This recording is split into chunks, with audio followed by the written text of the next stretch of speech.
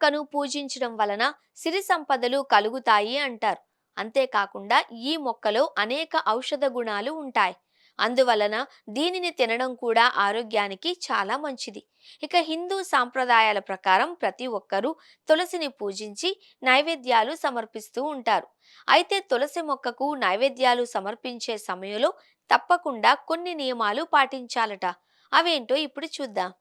హిందూ సాంప్రదాయంలో తులసి మొక్కకు ఉన్న ప్రత్యేక ప్రాముఖ్యత గురించి ఎంత చెప్పినా తక్కువే.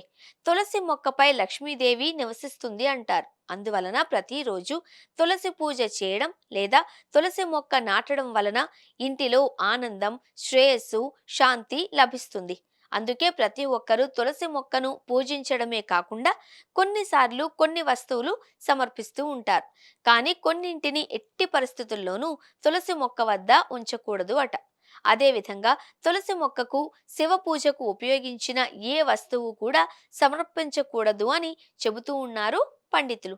బిల్వ పత్రాలు, పారిజాత పూలు ఇలా ఏవైనా సరే శివుడికి సమర్పించినవి తులసికి సమర్పించకూడదు. ఎందుకంటే శివుడు తులసి భర్తను చంపడం వలన తులసికి శివుడికి మధ్య వైరం ఉంటుందట. అందువలన శివుడికి సమర్పించేవి తులసి మొక్కకు సమర్పించకూడదట. తులసి చెట్టుకు ఎట్టి పరిస్థితుల్లోనూ చెరుకు రసం సమర్పించకూడదట. దీని వలన అనేక సమస్యలు వస్తాయి అంటున్నారు పండితులు.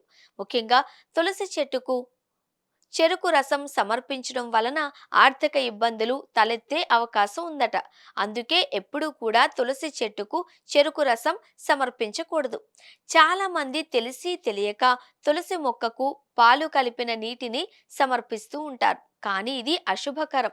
తులసి మొక్కకు పాలు కలిపిన నీళ్లు పోయడం ద్వారా మొక్క ఎండిపోయే ఛాన్స్ ఉంటుంది.